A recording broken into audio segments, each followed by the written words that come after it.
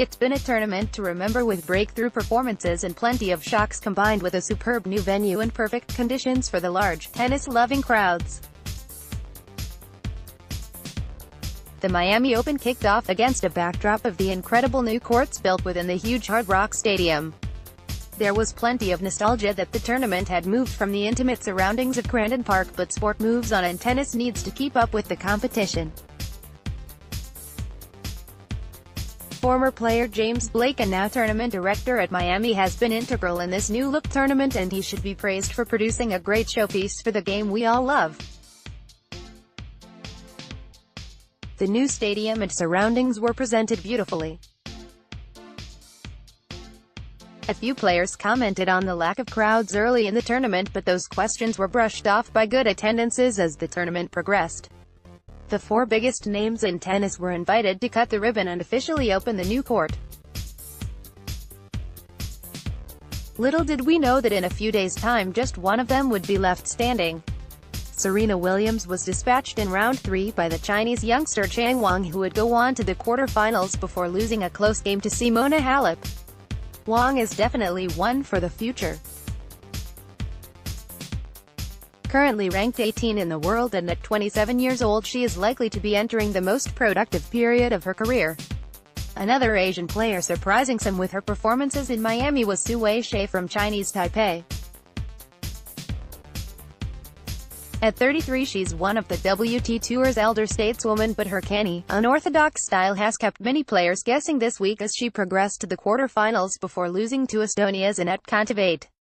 Number 1 seed in the men's draw, Novak Djokovic, suffered another early loss to the same player he's lost to earlier this year, Roberto Bautista Agut.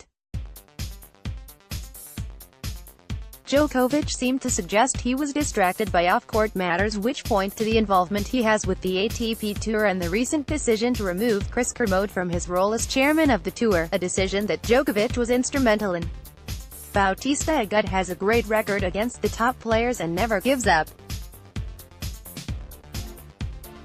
His 5-set victory over Andy Murray at the Australian Open proved this, but unfortunately he couldn't get past and inform John Isner in the following match. Isner is the defending champion this week, and although he stated he doesn't expect to win, he's still in the tournament and looking good.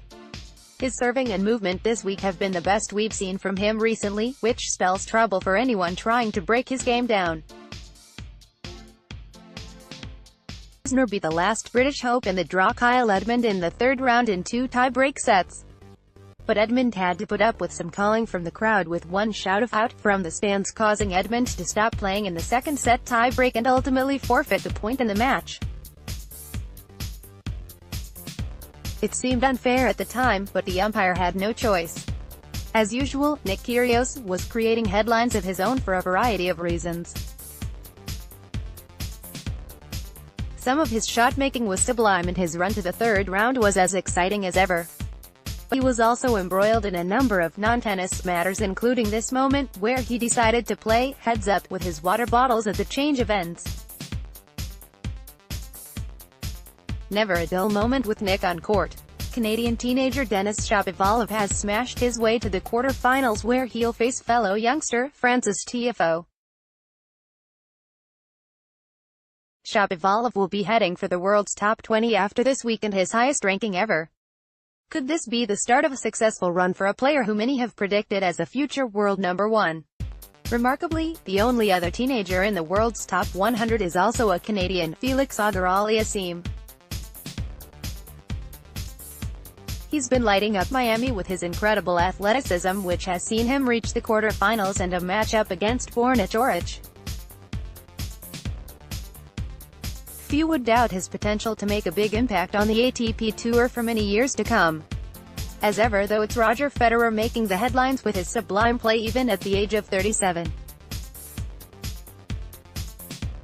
Apart from a tough first round, where he admitted not concentrating on the advice from his coach, his form has been superb, and another victory at a Masters 1000 is surely within his sights. Look ahead to 2019 with our guide to every tournament on the ATP Tour, the WTA Tour and the ITF Tour. If you can't visit the tournaments you love, then do the next best thing and read our guide. How to watch all the ATP Tour matches on television in 2019. To read more amazing articles like this, you can explore Tennis Head magazine here, or you can subscribe for free to our email newsletter here.